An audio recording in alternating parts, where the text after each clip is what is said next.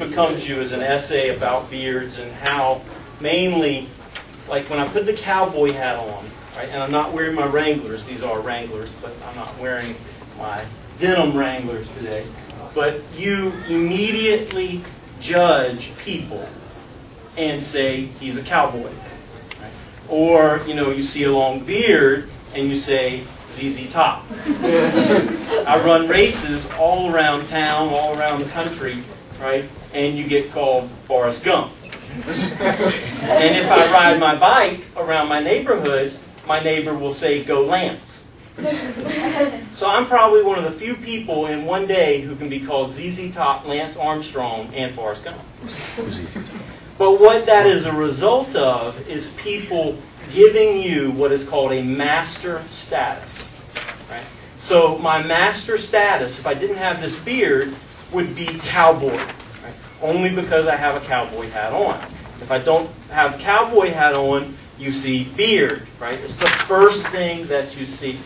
So one of the things that I talk about is how male and female are master statuses. That doesn't mean that men are the master status. I have students who will write on their essay, and this is in college, right? Tell me the definition of a master status. Master status just means, the real definition, is that it affects every other status in your life. So when Thurgood Marshall gets on the Supreme Court, he is the first African-American Supreme Court justice. When Tiger Woods wins the Masters, he's the first African-American to win the Masters. When Sandra Day O'Connor gets on the Supreme Court, she's the first woman to be on the Supreme Court. So it's not about their personal achievement, it's about their master status.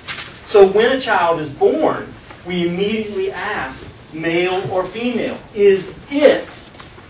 And it, we're very uncomfortable with the word it because we don't want it to be an it. Right? You've seen Pat. Maybe that's an older Saturday Night Live skit where Pat is an androgynous person and they try to put Pat in a box for the whole skit. Is Pat male? Is Pat female? Pat is neither. Pat is androgynous. And we're uncomfortable with the androgyny. Maybe not you personally, but we as a society.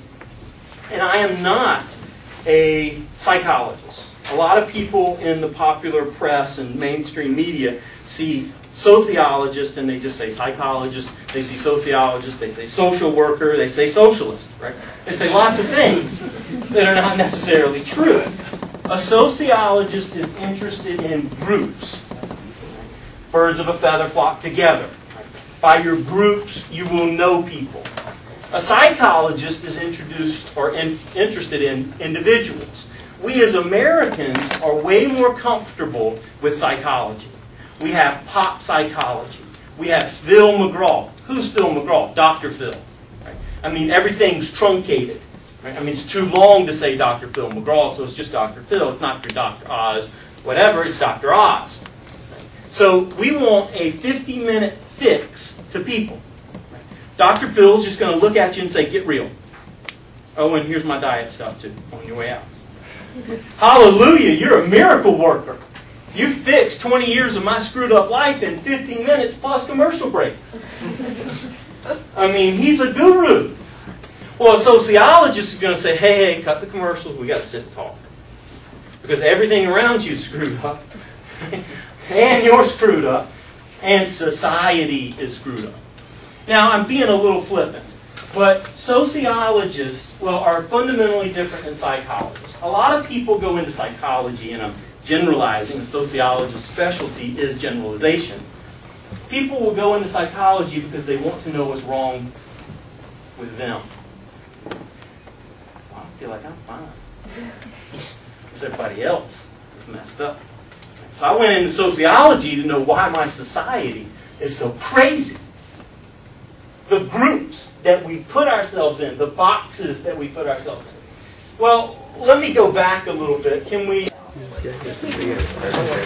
I start off the lecture with a quote that says, history is her story too. But it is also our story. I mean, this is the way we're headed.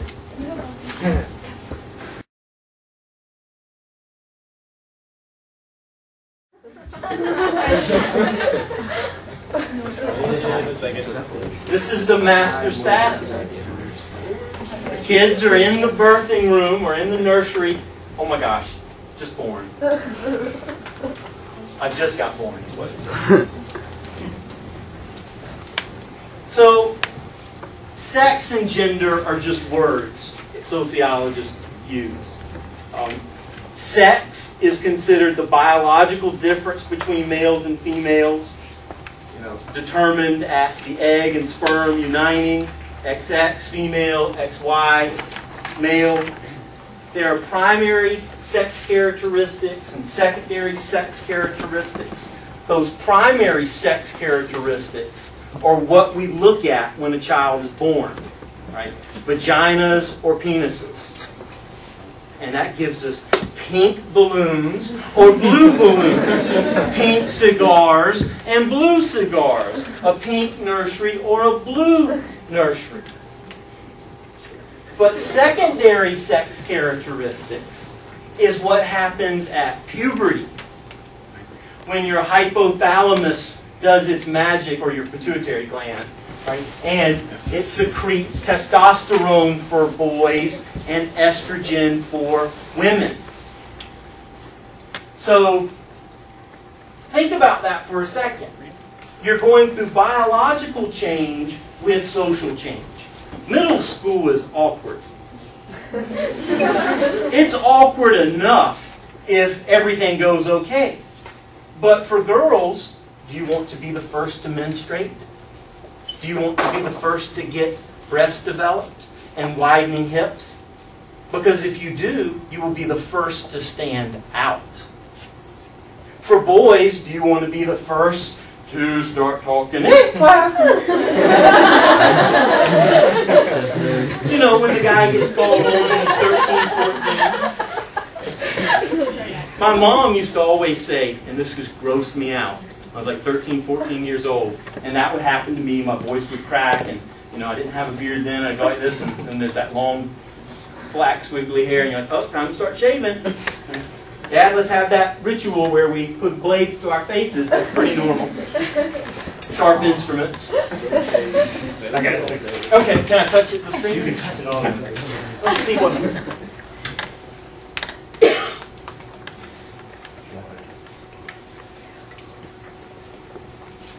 I don't need anything just yet, but that looks good. Oh, here it is. Wait for it. Touch it a little bit harder. There. Here's how you find out. These days.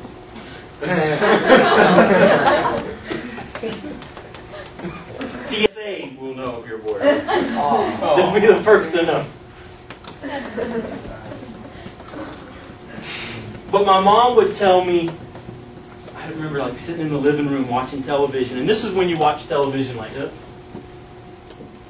Because you flip the channels like this before there was like remote control, and pieces, our televisions looked like furniture. Right? They had like wood around them and stuff, and now they're up on walls. But my mom would say, he's poopertizing. I was like, no. I felt like that was some sort of disease I just caught. Right? I was like, poopertizing? What the heck is that? I just hit it to close it. There's a little arrow at the top, right-hand corner. So I poopertized, and finally, here I am. I'm fully poopertized.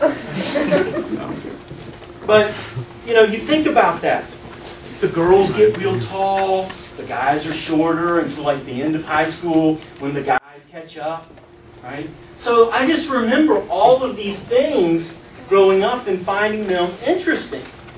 Like for boys, it's facial hair, broadening of the shoulders, etc. Let's go back a little bit.